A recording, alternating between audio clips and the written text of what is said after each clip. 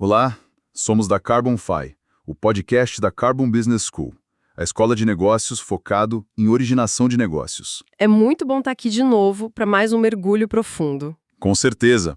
E hoje, imagina só que a maior frota de jatos supersônicos da história comercial acabou de ser encomendada. Nossa, jatos supersônicos. Como assim? Pois é, encomendada por companhias aéreas do mundo todo, tipo exatamente na década em que o combustível tradicional de aviação começou a ser banido progressivamente por leis globais. Ah, entendi. É um baita de um paradoxo, né? Você compra a máquina mais rápida, mas não tem como abastecer sem tomar uma multa gigantesca. Exato. É basicamente esse o nível de tensão sistêmica, sabe? De contradição que está acontecendo agora nos bastidores. Você diz em relação aos fortes rumores de mercado sobre aquela mega fusão entre a Dell e a HP, certo? Isso mesmo. Porque assim, à primeira vista, parece um dossiê que circula só ali nos corredores da tecnologia corporativa, né? Total. Fica parecendo que é só uma conversa sobre vender servidor, ganhar fatia de mercado ou criar sinergia para negociar chip com o fornecedor. Aham. Mas a nossa missão na nossa análise de hoje é justamente dar um passo para trás, afastar essa lente superficial de ser só uma notícia de tecnologia, sabe? E investigar a engrenagem oculta por trás disso tudo. Precisamente. Queremos entender como essa busca corporativa implacável pela chamada hiperescala no fornecimento de infraestrutura para inteligência artificial é outra coisa, na verdade. É o teste de estresse termodinâmico definitivo para o capital global. Eu fico fascinada com essa tese. É de explodir a cabeça, cara. Como que uma potencial consolidação na fabricação de hardware, tipo computadores, acaba impactando o clima mundial e ditando os níveis de risco institucional que chegam até as mesas da Faria Lima. Olha, o ponto de partida fundamental para a gente analisar esse movimento é desconstruir uma ilusão muito perigosa. Qual ilusão? A ilusão de que a economia digital é imaterial. Porque quando a gente fala de nuvem, algoritmos preditivos, dados em trânsito... Parece que tudo flutua, né? Que é leve. Exato! A intuição imediata sugere uma operação quase sem atrito com o mundo físico. Mas o mercado financeiro e as gestoras de risco climático estão monitorando essa união entre gigantes justamente por causa do peso disso. A materialidade da inteligência artificial é brutal, não é? É brutalmente densa e pesada. Não estamos analisando aqui a venda de laptops ou computadores de mesa para trabalho administrativo, sabe? Lógico, não é um notebook que a pessoa usa no home office. De jeito nenhum. O foco está no fornecimento massivo dos tijolos dessa nova economia. Os servidores... Servidores de altíssimo desempenho criados especificamente para gigantes como a AWS, a Azure, o Google, para que eles consigam treinar as arquiteturas das suas inteligências artificiais. E onde entra a física pesada nessa história de software? A termodinâmica, né? Ela nos ensina que o processamento massivo de dados em paralelo exige um hiperconsumo elétrico. E isso gera uma quantidade de calor simplesmente colossal. Deixa eu tentar quantificar isso para quem nos escuta. Qual é o salto de consumo? Para você ter uma ideia, um rack de servidores tradicional de data center consome em torno de 5 a 10 kW. Ok, 5 a 10. E um rack focado em treinamento de inteligência artificial? Pode ultrapassar facilmente a marca de 50 ou 100 kW. Nossa... Quer dizer, é 10 vezes mais energia rodando num espaço físico muito parecido. Sim, 10 vezes mais. E essa demanda exponencial precisa ser alimentada com energia e resfriada simultaneamente, porque senão tudo derrete. Para traduzir essa mudança de escala técnica para um mundo de negócios tradicional, eu vou expandir aquela analogia dos jatos e trazer para a logística terrestre, pode ser? Manda bala, acho que ajuda muito a visualizar. É tipo observar uma mega transportadora operando de boa e que, da noite para o dia, decide comprar dezenas de milhares de caminhões. Mas não são caminhõezinhos econômicos, né? Não, caminhões com motores V8 absurdamente potentes, gastões, ineficientes em consumo, só para dar conta de um novo volume de entregas absurdo. E o problema crítico é o momento histórico em que eles decidem fazer essa compra trilionária, certo? Exatamente.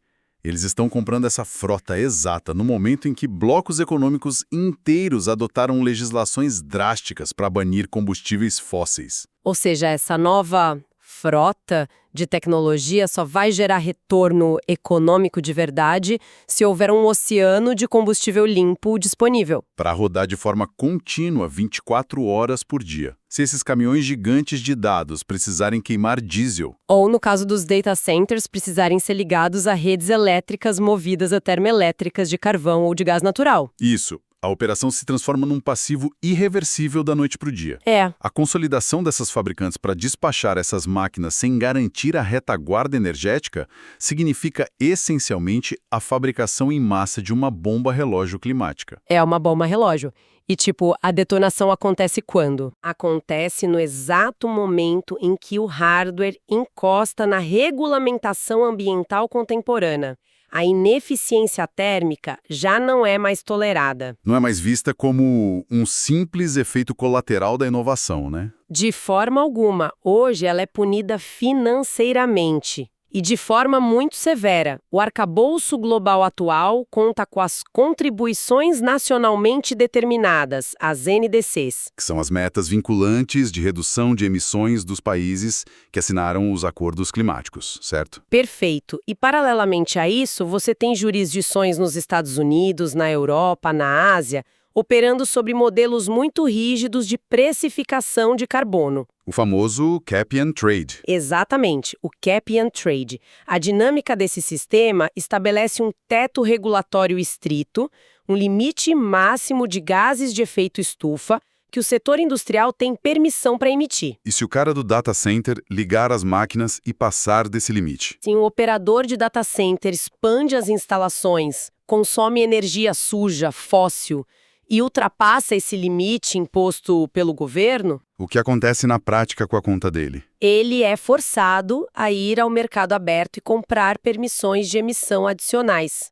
Isso adiciona um custo operacional estratosférico ao balanço da companhia. Nossa!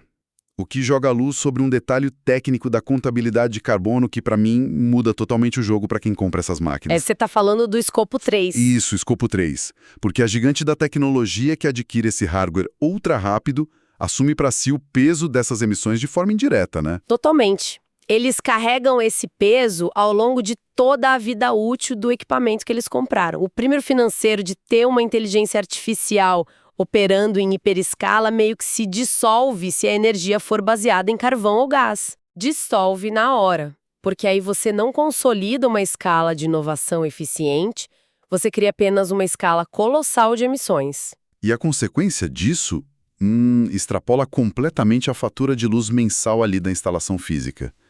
O choque real acontece em Wall Street, não é? Com certeza. O choque bate diretamente nas mesas de operação dos fundos de investimento. Altera as projeções dos analistas financeiros na hora de calcular o valor dessas corporações. Eu acho imperativo a gente entender a mecânica disso. Como que a termodinâmica afeta diretamente as avaliações no fluxo de caixa descontado. O modelo de DCF, né? O mecanismo de contágio do risco físico para esse modelo é implacável. Ajuda a gente a visualizar esse contágio passo a passo. Claro, o modelo DCF avalia o preço justo de uma companhia projetando todo o dinheiro que ela será capaz de gerar no futuro, e então desconta isso a valor presente. Usando uma taxa que reflete o risco da operação e o custo do capital da empresa. Exato.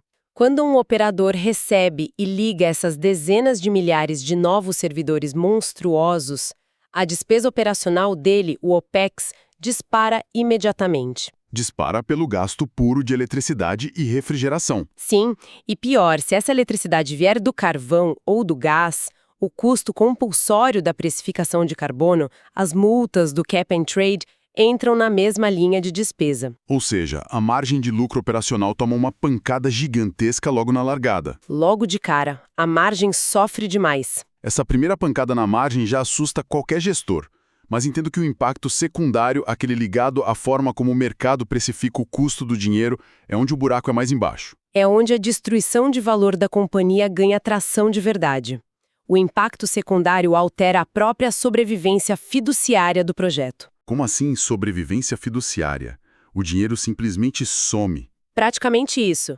Os maiores provedores de capital do mundo hoje, tipo os fundos de pensão soberanos, as grandes gestoras de patrimônio... A turma que tem o dinheiro pesado mesmo. Isso. Eles operam sobre mandatos rígidos, mandatos que proíbem o aporte de recursos em ativos intensivos em carbono de matriz fóssil. Eles não podem justificar para os próprios acionistas o financiamento de megaestruturas sujas, mesmo que seja para abrigar a IA mais incrível do planeta. Exatamente. E quando esse pool enorme de investidores institucionais se retira da mesa, a liquidez para aquele projeto simplesmente desaparece. Seca a fonte. Seca. Como consequência matemática direta, a companhia que opera o data center precisa recorrer a credores dispostos a assumir esse risco ambiental gigantesco. E esses credores alternativos não vão cobrar barato por esse risco, vão? Jeito nenhum. Eles cobram taxas de juros astronômicas. Aí o custo médio ponderado de capital da empresa, o famoso WACC, explode. Tornando o projeto do data center economicamente inviável antes mesmo do primeiro byte de dados ser processado. Exato. Pense no WACC operando como a taxa de juros que um banco oferece para financiar a construção de um prédio residencial enorme. Uma boa analogia. Se os analistas descobrem que o terreno escolhido pela construtora está numa zona de altíssimo risco de desabamento, eles não recusam a tecnologia da obra ou a qualidade dos elevadores. Eles só impõem uma taxa de juros tão punitiva que a construção inteira fica impossível de ser financiada. É isso. E a consequência direta disso no setor de tecnologia, beira o paradoxo, sabe? Sim, porque o hardware de última geração, que custou bilhões para ser desenvolvido... Espera aí.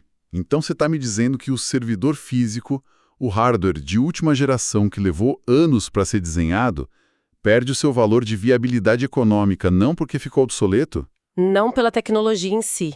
Ele perde valor quase exclusivamente por causa da composição na matriz energética da tomada onde ele precisa ser ligado. É loucura pensar que a tomada manda no valor da IA. Mas manda. O mercado financeiro já até classificou esse cenário. Eles chamam isso de ostracismo fiduciário. Ostracismo fiduciário. Esse termo é forte. Muito forte. A genialidade da engenharia da máquina é completamente anulada pela sujeira da energia que a sustenta. E o resultado disso tudo é a criação de um ativo encalhado, certo? Exato.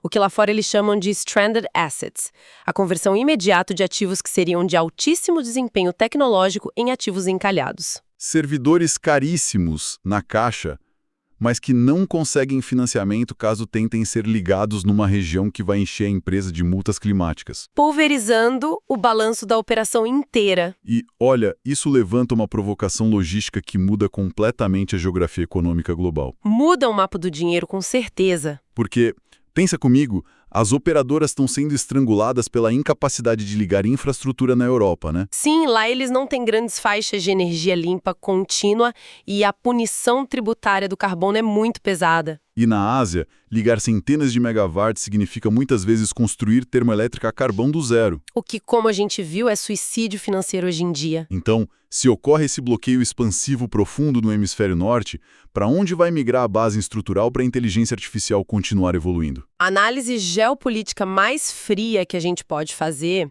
aponta a bússola inevitavelmente para a infraestrutura climática do Brasil. Eu acho muito irônica essa situação geográfica. O Vale do Silício tem os chips, tem a genialidade do software, mas falta para eles o recurso mais básico de todos. A energia limpa em escala massiva, o base load. E isso coloca o Brasil e o sul global em geral numa posição de poder absolutamente inédita na história recente. É uma migração imperativa, porque a hiperescala do hardware só sobrevive se você tiver um ambiente com hiperescala energética primária limpa. E diferentemente de uma fábrica de carros que pode reduzir turnos à noite, os modelos de IA não podem parar, né? Não podem. Eles precisam ser treinados e executados ininterruptamente. Isso exige energia de base, o famoso base load. Coisa que parque eólico isolado na Europa não dá conta de garantir. Nem painel solar em telhado no hemisfério norte. A noite cai, o vento para e o data center desliga. Não pode. O Brasil tem um monopólio natural singular nesse aspecto. A nossa matriz de base verde, que é muito pujante. Exato. A espinha dorsal elétrica brasileira é composta por usinas hidrelétricas imensas, estabilizadas, operando junto com grandes bacias de energia solar e eólica. Mas o que realmente brilha o olho das tesourarias gringas não é só o vento e o sol, né? É a capacidade térmica verde firme. Perfeito. A biomassa e o biometano. Recursos que vêm diretamente da cadeia do agronegócio brasileiro e do saneamento. Que conseguem fornecer energia ininterrupta, sem o risco do passivo climático atrelado ao carvão. Dá para rodar IA 24/7 com risco climático zero. Esse é o grande trunfo. Mas a gente sabe que o investidor olha para o Brasil com uma certa desconfiança histórica, certo? É aí que eu quero jogar uma luz crítica sobre essa tese. O mercado internacional sabe muito bem que investir aqui esbarra em coisas complicadas. O famoso custo Brasil. Isso. Gargalo logístico, estrada ruim, insegurança jurídica, uma estrutura tributária que muda toda hora. Sim, a complexidade é real. O conselho de administração da Big Tech lá no Vale do Silício estaria mesmo disposto a apostar a arquitetura da sua nuvem aqui, num território emergente só para acessar energia? Ou isso seria só um papo de vendedor otimista da Faria Lima? Exato. Isso resistiria a um teste de estresse logístico no mundo real? Olha, o peso dos gargalos históricos locais é inegável, mas o cálculo de risco dessas corporações sofreu uma inversão de prioridades brutal. Inversão imposta pelas leis da física. No burocrático, que eles resolvem pagando lobby ou cortando imposto. Verdade. Se não tem o elétron, não tem o elétron. É inflexível no curto prazo. Enquanto eles batalham há décadas lá fora para licenciar uma usina limpa, o ecossistema brasileiro não só já tem a disponibilidade física instalada, como fez um movimento regulatório genial. Ah, você diz o marco de transparência recente da CVM? A própria. A Comissão de Valores Mobiliários determinou a implementação da Resolução 193. Desempacota essa resolução 193 para a gente entender o impacto real disso. Ela alinha obrigatoriamente os relatos de sustentabilidade das empresas de capital aberto daqui com os padrões globais fixados pelo ISSB. O International Sustainability Standards Board, o padrão ouro lá de fora. Exatamente. Na prática, isso tira os dados de emissões das mãos do departamento de marketing e joga na mesa da auditoria externa. Fim do greenwashing com panfleto bonito. Acabou. O número vira um demonstrativo auditável, englobando emissões diretas e a cadeia de suprimentos, escopos 1, 2 e 3. Quer dizer que quando uma gestora de bilhões lá em Nova York lê o balanço do projeto aqui no Brasil, o dado tem um lastro auditado, padrão ISSB. Que permite que eles descontem o risco das matrizes com segurança. Esse alinhamento é a grande virada de chave. O Brasil deixa de ser só aquele comprador passivo de computadores gringos, né? E se torna o hospedeiro fiduciário autêntico da inteligência artificial global. É um porto seguro contra retaliações climáticas dos governos deles. Isso é monumental. E como é que o mercado financeiro brasileiro estrutura a captura dessa oportunidade? Porque o dinheiro precisa chegar na fazenda, no interior. E essa é a verdadeira fronteira da operação, né? É a engenharia financeira que a Faria Lima está desenhando para resolver essa assimetria. A assimetria entre a dor do risco climático lá no norte global e a nossa abundância termodinâmica aqui no sul. Exato. E o desenho disso acontece através de veículos de crédito estruturado muito específicos. Eles adaptaram ferramentas que já conhecemos bem. Os FDICs. FDICs, que são os fundos de investimento em direitos creditórios, e os títulos lastreados, como os CRIs e os CRAs. Certificados de recebíveis imobiliários e do agronegócio, mas aplicados com uma finalidade verde. Sim, sob o lastro de uma finalidade verde indiscutível. Vamos aprofundar um cenário prático para elucidar esses mecanismos. Porque no papel é bonito, mas e no fluxo real? Vamos lá. Imagina o fluxo financeiro cruzando o agro e a alta tecnologia. Historicamente, os gestores emitiriam um CRA para uma grande usina no interior de São Paulo expandir a colheita de cana, certo? Certo. O clássico.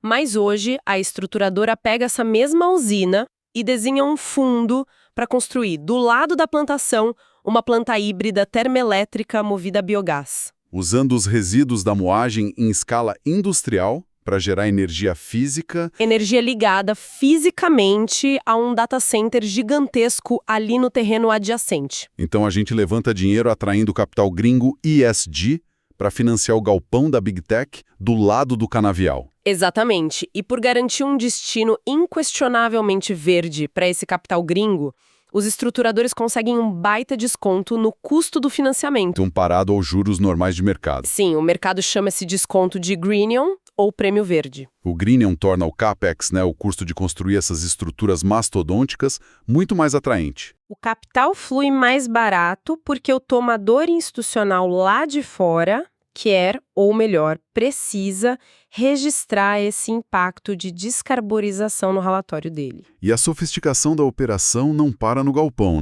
Porque esse data center no Cerrado ainda gera outra coisa. Gera os créditos de carbono de altíssima integridade estrutural. E aqui a mágica financeira realmente acontece. Porque esse crédito não é um troféu para botar na estante da empresa. Não mesmo. Eles funcionam como instrumentos contábeis poderosíssimos. As tesourarias dos bancos adquirem esses créditos para montar operações de hedge climático. Um pacote de proteção contra oscilações de leis ambientais. Isso.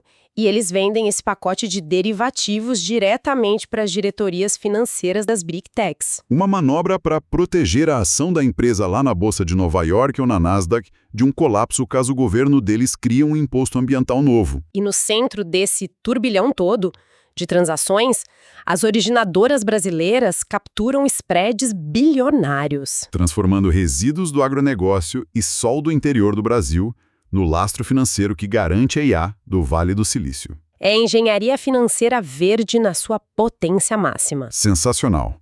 Bom, mapeada toda essa intrincada engenharia e assumindo que essa corrida corporativa realmente se consolide, como todos os analistas estão antecipando, baseado nisso tudo, qual é a pauta imperativa para os C-Levels?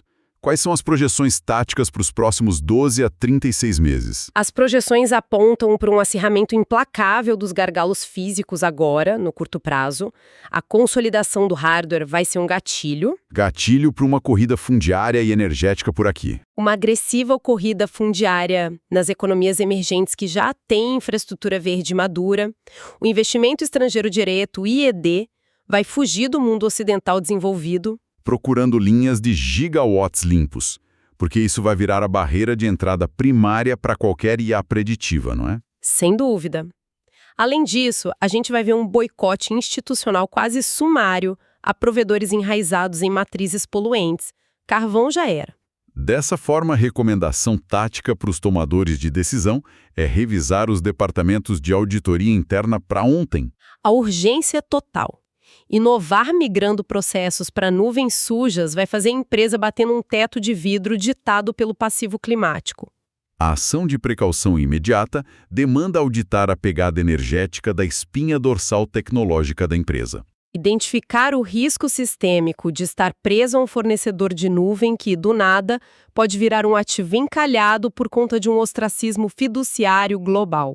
E, ao mesmo tempo, utilizar as ferramentas de crédito estruturado para garantir que esse processamento rode verde em solo nacional. Sem colocar a sustentabilidade financeira do negócio em risco regulatório contínuo. É proteger a base operacional a todo custo. É crucial olhar além da tecnologia puramente digital e entender que a nuvem tem uma âncora pesada e muito real no mundo físico. E isso me leva a uma reflexão final que eu acho muito instigante para quem está nos ouvindo agora. Por favor, joga essa provocação na mesa. Vamos lá. A corrida pela inteligência artificial é um jogo de expansão infinita, certo? Modelos maiores, mais cálculos, fome ilimitada de processamento. Uma demanda que só cresce. Exato. Só que, em contraste com um código que é infinito, a terra arável e a capacidade termodinâmica para gerar energia limpa no mundo físico são coisas finitas. Muito finitas. E a pergunta que fica é: em que momento exato dessa aceleração desenfreada, o preço da energia limpa e auditável gerada aqui no Brasil vai se tornar mais valioso do que a própria tecnologia de inteligência artificial que ela alimenta? Uau! A tomada valendo mais que o computador mais genial do mundo. Fica a provocação. A gestão do futuro não é só auditar como você usa a IA, mas descobrir qual é a origem e o preço real da energia que mantém aquela máquina respirando. Maravilhoso. E para mais conteúdo sobre o mercado de crédito de carbono, siga a CarbonFi para se manter sempre atualizado.